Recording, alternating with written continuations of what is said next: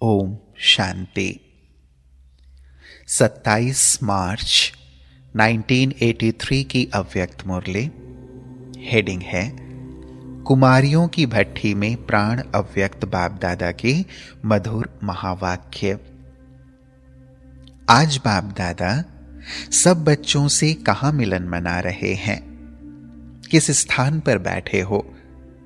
सागर और नदियों के मिलन स्थान पर मिलन मना रहे हैं। सागर का कंठा पसंद आता है ना? सिर्फ सागर नहीं, लेकिन अनेक नदियों का सागर के साथ मिलन स्थान कितना श्रेष्ठ होगा। सागर को भी नदियों का मिलन कितना प्यारा लगता है। ऐसा मिलन मेला फिर किसी युग में होगा? इस युग का मिलन सारा कल्प भिन्न भिन्न रूप और रीति से गाया मनाया जाएगा। ऐसा मेला मनाने के लिए आए हो ना? यहां वहां से इसलिए भागे हो ना? सागर में समाये समान मास्टर ज्ञान सागर बनने का अनुभव है ना? जब सागर में समा जाते हो तो नदी से मास्टर ज्ञान सागर बन जाते हो, अर्थात बाप समान बेहद के स्वरूप में स्थित हो जाते हो। ऐसा बेहद का अनुभव करते हो? बेहद की वृत्ति अर्थात सर्व आत्माओं के प्रति कल्याण की वृत्ति, मास्टर विश्व कल्याणकारी। सिर्फ अपनी व अपने हद के निमित्त बनी हुई आत्माओं के कल्याण अर्थ नहीं, लेकिन सर्व के कल्याण की वृत्ति हो। मैं तो ब्रह्मा कुमारी बन गई, पवित्र आत्मा बन गई। अपनी उन्नति में, अपनी प्राप्ति में, अपने प्रति संतुष्टता में राजी होकर चल रहे हैं। यह बाप समान बेहद की वृत्ति रखने की स्थिति नहीं है। हद की वृत्ति अर्थात सिर्फ स्वयं प्रति संतुष्टता की वृत्ति। क्या यहां तक ही सिर्फ रहना है व आगे बढ़ना है? कई बच्चे बेहद की सेवा का समय, बेहद की प्राप्ति का समय, बाप समान बनने का गोल्डन चांस व गोल्डन मेडल लेने के बजाय मैं ठीक चल रही हूं, कोई गलती नहीं करती, लौकिक अलौकिक जीवन दोनों अच्छा निभा रही हूं, कोई खिटखिट नहीं, कोई संगठन के संस्कारों का टक्कर नहीं, इसी सिल्वर मेडल में ही खुश हो जाते हैं। बाप समान बेहद की वृत्ति तो नहीं रही ना? बाप विश्व कल्याणकारी और बच्चे स्व कल्याणकारी, ऐसी जोड़ी अच्छी लगेगी? सुनने में अच्छी नहीं लग रही है, और अब बनकर चलते हो तब अच्छी लगती है। सर्व खजानों के मालिक के बालक खजानों के महादानी नहीं बने तो उसको क्या कहा जाएगा? किसी से भी पूछो तो बाप के खजानों के वर्षे के अधिकारी हो तो सब हां कहेंगे ना? खजाना किस लिए मिला है? सिर्फ स्वयं खाओ पियो और अपनी मौज में रहो इसलिए मिला है? बांटो और बढ़ाओ, यही डायरेक्शन मिले हैं ना? तो कैसे बांटेंगे? गीता पाठशाला खोल ली, वह जब चांस मिला तब बांट लिया, इसमें ही संतुष्ट हो? बेहद के बाप से बेहद की प्राप्ति और बेहद की सेवा के उमंग उत्साह में रहना है। कुमारी जीवन संगम युग में सर्वश्रेष्ठ वरदानी जीवन है। तो ऐसी वरदानी जीवन ड्रामा अनुसार आप विशेष आत्माओं को स्वतः प्राप्त है। ऐसी वरदानी जीवन सर्व को वरदान महादान देने में लगा रहे हो। स्वतः प्राप्त हुए वरदान की लकीर श्रेष्ठ कर्म की कलम द्वारा जितनी बड़ी खींचने चाहो उतनी खींच सकते हो। यह भी इस समय को वरदान है। समय भी वरदानी, कुमारी जीवन भी वरदानी, बाप भी वरदाता, कार्य भी वरदान देने का है, तो इसका पूरा पूरा लाभ लिया है। 21 जन्मों तक लंबी लकीर खींचने का चांस, 21 पीढ़ी सदा संपन्न बनने का चांस जो मिला है वह ले लिया। कुमारी जीवन में जितना चाहो कर सकते हो। स्वतंत्र आत्मा का भाग्य प्राप्त है। अपने से पूछो, स्वतंत्र हो या परतंत्र हो? परतंत्रता के बंधन अपने ही मन के व्यर्थ कमजोर संकल्पों की जाल है। उसी रची हुई जाल में स्वयं को परतंत्र तो नहीं बना रहे हो। क्वेश्चन की जाल है। जो जाल रचते हो उसका चित्र निकालो तो क्वेश्चन का ही रूप होगा। क्वेश्चन क्या उठते हैं? अनुभवी हो ना। क्या होगा, कैसे होगा, ऐसे तो नहीं होगा। ये है जाल। पहले भी सुनाया था, संगम युगी ब्राह्मणों का एक ही सदा समर्थ संकल्प है कि जो होगा वह कल्याणकारी होगा, जो होगा श्रेष्ठ होगा, अच्छे ते अच्छा होगा। यह संकल्प है जाल को समाप्त करने का। जबकि बुरे दिन, अकल्याण के दिन समाप्त हो गए। संगम युग का हर दिन बड़ा दिन है, बुरा दिन नहीं। हर दिन आपका उत्सव है ना, हर दिन मनाने का है। इस समर्थ संकल्प से व्यर्थ संकल्पों की जाल को समाप्त करो। कुमारियां तो बाप दादा की, ब्राह्मण कुल की शान है। फर्स्ट चांस कुमारियों को मिलता है। पांडव हंसते हैं कि छोटी छोटी कुमारियां टीचर बन जाती, दादी बन जाती, दीदी बन जाती। तो इतना चांस मिलता है, फिर भी चांस ना लें तो क्या कहेंगे? क्या बोलती हो पता है? सहयोगी रहेंगे लेकिन समर्पण नहीं होंगे। जो समर्पण नहीं होंगे वह समान कैसे बनेंगे? बाप ने क्या किया? सब कुछ समर्पित किया ना, वह सिर्फ सहयोगी बना। ब्रह्मा बाप ने क्या किया? समर्पण किया, वह सिर्फ सहयोगी रहा। जगत अम्बा ने क्या किया? वह भी कन्या ही रही ना। तो फॉलो फादर मदर करना है, वह एक दो में सिस्टर्स को फॉलो करते हो। इसका जीवन जीवन देखकर मुझे भी यही अच्छा लगता है, तो फॉलो सिस्टर हो गया ना। अब क्या करेंगी? डर सिर्फ अपनी कमजोरी से होता है और किसी से नहीं होता। तो अब क्या लेंगे? गोल्डन मेडल लेंगी, वह सिल्वर ही ठीक है। कमजोरियों को नहीं देखो, वह देखेंगी तो डरेंगी। न स्वयं कमजोर बनो, न दूसरों की कमजोरियों को देखो। समझा क्या करना है? बाप दादा को तो कुमारियां देख करके खुशी होती है। लोगों के पास कुमारी आती है तो दुख होता है, और बाप दादा के पास जितनी कुमारियां आवे उतना ही ज्यादा से ज्यादा खुशी मनाते हैं, क्योंकि बाप दादा जानते हैं कि हर कुमारी विश्व कल्याणकारी, महादानी, वरदानी है। तो समझा कुमारी जीवन का महत्व कितना है। आज विशेष कुमारियों का दिन है ना। भारत में अष्टमी पर कुमारियों को खास बुलाते हैं, तो बाप दादा भी अष्टमी मना रहे हैं। हर कन्या अष्ट शक्ति स्वरूप है। अच्छा, ऐसे सर्वश्रेष्ठ वरदानी जीवन अधिकारी, गोल्डन चांस अधिकारी, 21 पीढ़ी की श्रेष्ठ तकदीर की लकीर खींचने के अधिकारी, स्वतंत्र आत्मा के वरदान अधिकारी, ऐसे शिववंशी ब्रह्मा कुमारियों, श्रेष्ठ कुमारियों को विशेष रूप में और साथ साथ सर्व मिलन मनाने वाले पद्मा पदम भाग्यवान आत्माओं को बाप दादा का याद प्यार और नमस्ते। हम बच्चों का भी प्राणेश्वर बाप दादा को याद प्यार और नमस्ते नमस्ते नमस्ते। फिर बाबा ने कहा, कर्म भोग पर कर्मयोग की विजय। कर्म भोग पर विजय पाने वाले विजयी रत्न होना। वे कर्म भोग भोगने वाले होते और आप कर्मयोगी हो। भोगने वाले नहीं हो लेकिन सदा के लिए भस्म करने वाले हो। ऐसा भस्म करते हो जो 21 जन्म कर्म भोग का नाम निशान न रहे। आएगा तब तो भस्म करेंगे, आएगा जरूर, लेकिन आता है भस्म होने के लिए, न कि भोगना के लिए।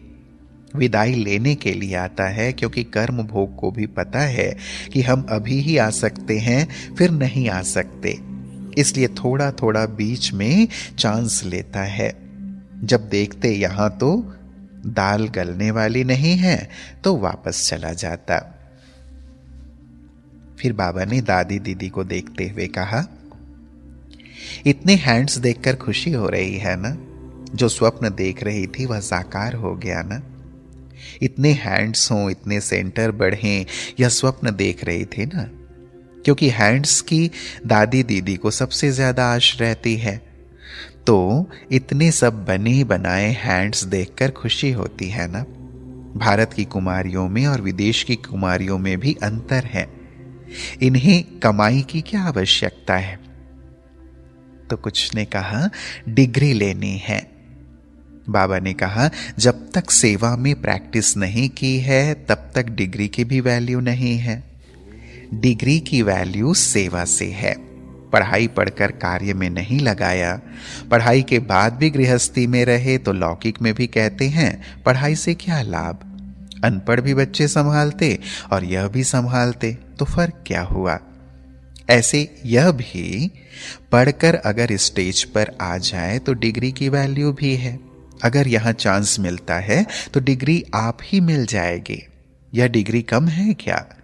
जगदम्बा सरस्वती को कितनी बड़ी डिग्री मिली। यहां की डिग्री का तो वर्णन भी नहीं कर सकते हो। कितनी बड़ी डिग्री मिली है। मास्टर ज्ञान सागर, मास्टर सर्वशक्तिवान, कितनी डिग्री है। इसमें एमए, एबीए सब आ जाता है। इंजीनियर, डॉक्टर सब आ जाता है। अच्छा, फिर कुमारियों के अलग अलग ग्रुप से बाप दादा की मुलाकात। पहला ग्रुप, वरदानी कुमारियां हो ना। धीरे धीरे चलने वाली हो या उड़ने वाली हो। उड़ने वाली अर्थात हद की धरनी को छोड़ने वाली। जब धरनी को छोड़ें तब उड़ेंगे ना, नीचे तो नहीं उड़ेंगे। नीचे वाले को शिकारी पकड़ लेते हैं। नीचे आया पिंजरे में फंसा।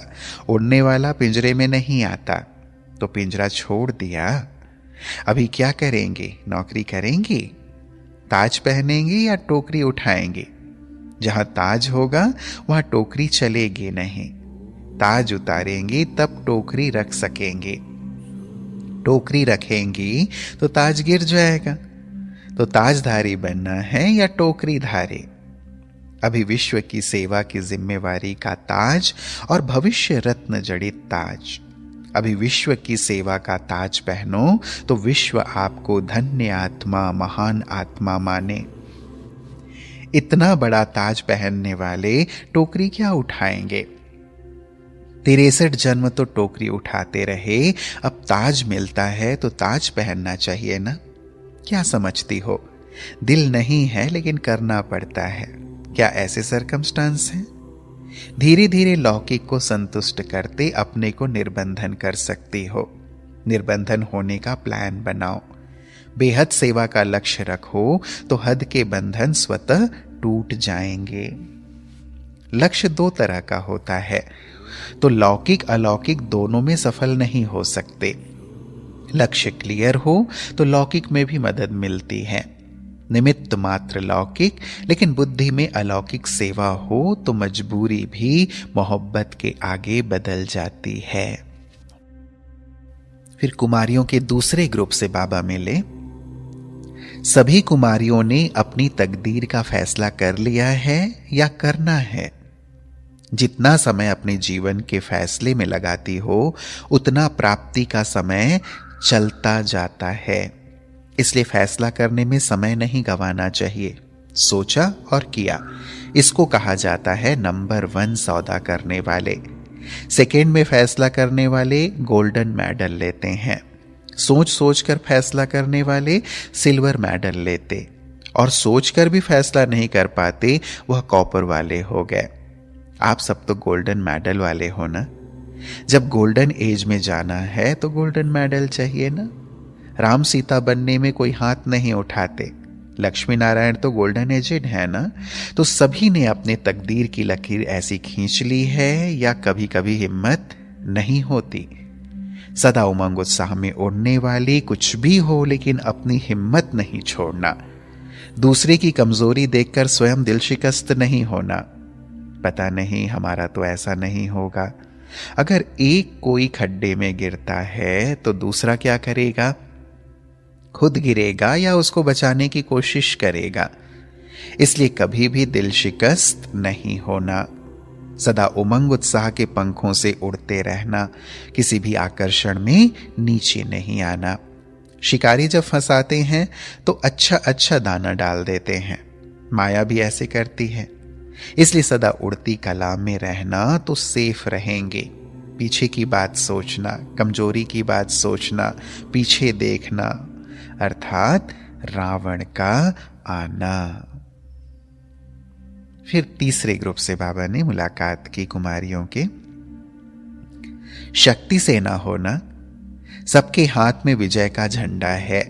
विश्व के ऊपर विजय का झंडा है या सिर्फ स्टेट के ऊपर है? विश्व के अधिकारी बनने वाले विश्व सेवाधारी होंगे, हद के सेवाधारी नहीं। बेहद के सेवाधारी जहां भी जाएं वहां सेवा करेंगे। तो ऐसे बेहद सेवा के लिए तैयार हो। विश्व की शक्तियां हो तो स्वयं ही ऑफर करो। 2 मास 6 मास की छुट्टी लेकर ट्रायल करो। 1 कदम बढ़ाएंगी तो 10 कदम बढ़ जाएंगे। 1-2 मास निकलकर अनुभव करो। जब कोई बढ़िया चीज से दिल लग जाती है तो घटिया स्वतः छूट जाती है। ऐसे ट्रायल करो। संगम युग आगे बढ़ने का समय है। ब्रह्मा कुमारी बन गई, ज्ञान स्वरूप बन गई, यह तो बहुत समय हो गया। अब आगे बढ़ो, कुछ तो आगे कदम बढ़ाओ। वहां ही नहीं ठहरो। कमजोर को नहीं देखो, शक्तियों को देखो। बकरियों को क्यों देखते? बकरियों को देखने से खुद का भी कांध नीचे हो जाता। डर लगता है, पता नहीं क्या होगा। कमजोर को देखने से डरते हो, इसलिए उन्हें मत देखो। शक्तियों को देखो तो डर निकल जाएगा। फिर चौथा ग्रुप। आप सब कुमारियां अपने को विशेष आत्माएं समझती हो ना? विशेष आत्माएं अर्थात विशेष कार्य के निमित्त। एक एक विशेष कार्य के निमित्त बनी हुई हो। एक एक कुमारी 21 कुल तारने वाली है। जब भी जहां भी ऑर्डर मिले तो हाजिर। ऐसे निर्विघ्न सेवाधारी हो ना? जिस समय जो भी सेवा मिले हाजिर। सेवा करना अर्थात प्रत्यक्ष फल खाना। जब प्रत्यक्ष फल मिल जाता है तो फल खाने से शक्ति आती है। प्रत्यक्ष फल खाने से आत्मा शक्तिशाली बन जाती है। और जब ऐसी प्राप्ति हो तो करनी चाहिए ना? लौकिक में तो 1 मास नौकरी करेंगे, फिर पीछे तनख्वाह मिलेगी। यहां तो प्रत्यक्ष फल मिलता है।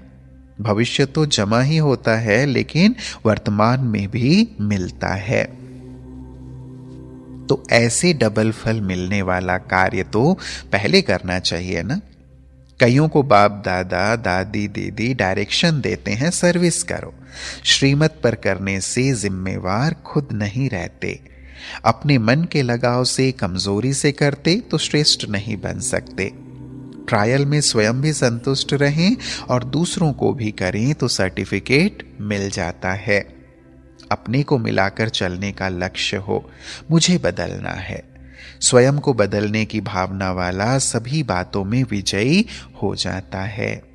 दूसरा बदले, यह देखने वाला धोखा खा लेते हैं। इसलिए सदैव मुझे बदलना है, मुझे करना है।